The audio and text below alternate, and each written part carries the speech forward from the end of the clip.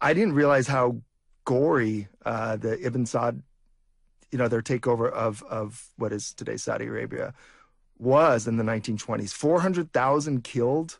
From a small population. Yes. That's a high death rate. 1 million refugees, 40,000, just in the span of a few years, 40,000 publicly executed, 350,000 had their limbs amputated. And the Brits were paying off Ibn Saud from 1920, well, actually about 21, 22 onward, before all the huge oil finds were, and then, the payoffs got much bigger. And it's interesting. I mean, here you have Churchill, who was, a fascist if there ever was one, and certainly not a softie, but there's this quote from Churchill here about the House of Saud and the Wahhabis here. He said, "They hold it as an article of duty as well as of faith to kill all who do not share their opinions and to make slaves of their wives and children. Women have been put to death in Wahhabi villages for simply appearing in the streets. It is a penal offense to wear a silk garment." And then he says, later, of course, "My admiration for Ibn Saud was deep because of his unfailing loyalty to us." Yeah. Other than that, he was a great guy. I know. Yeah. So, and yeah, there's another quote that if I can find it, that I might make this clearer. About the cold-bloodedness of all this.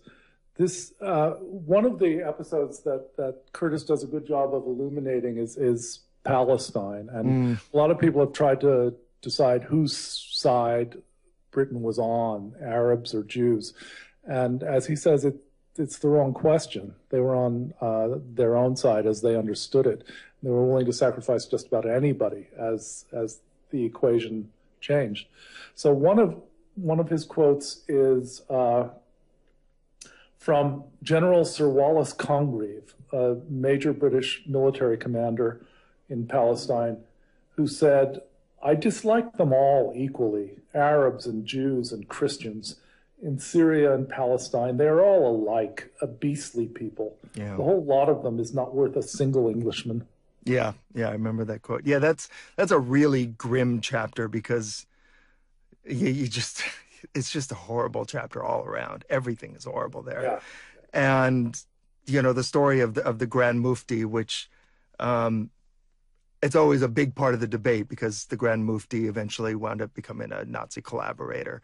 But it turns out he was empowered after the first sort of anti-Jewish pogroms that he led. He was empowered by the Brits in the early 20s after his father died to be a Grand Mufti, which is a position that they created in order to be able to try to control the Palestinian Muslims. In spite of that, because they thought, well, this is a guy we can use, and he did become essentially a British.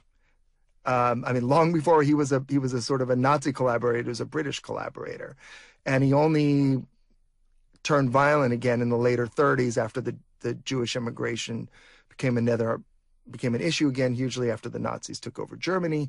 The Brits then decided to cut off immigration because at that point they decided actually the Jews aren't as important. Before that, they thought the Jews were more important. At that point, they thought the Jews aren't as important as the Arabs and cut off Jewish immigration. And that's when the Grand Mufti went first to Baghdad, then to Berlin, and then after the war, he became an MI6 agent again. Yeah, there's a great deal of cold-blooded forgiveness as well as cold-blooded ferocity in these things. Nobody's going to hold it against you that you blotted your copybook by working for the other side.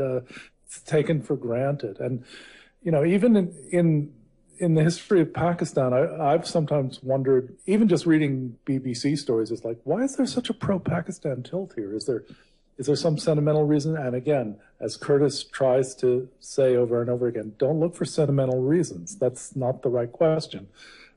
Here's a British general that we've all heard of, Field Marshal Montgomery, talking about why Pakistan might make a good enclave. I mean, remember, this is just after World War II. India is becoming independent. There's no way an impoverished, exhausted Britain could stop that by military means. They have to salvage something from the ruins. There's this sectarian animosity that existed before, but that they've helped along. And they're trying to see what they can get. So Montgomery writes, the Indus Valley, Western Punjab, and Baluchistan are vital to any strategic plans for the defense of the all-important Muslim belt and the oil supplies of the Middle East. If the British Commonwealth and the USA are to be in a position to defend their vital interests in the Middle East, then the best and most stable area from which to conduct this defense is from Pakistan territory. Pakistan is the keystone of the strategic arch of the wide and vulnerable waters of the Indian Ocean. So again, it's not sentimental. It's just looking at a map and saying, okay, this will work. Yeah.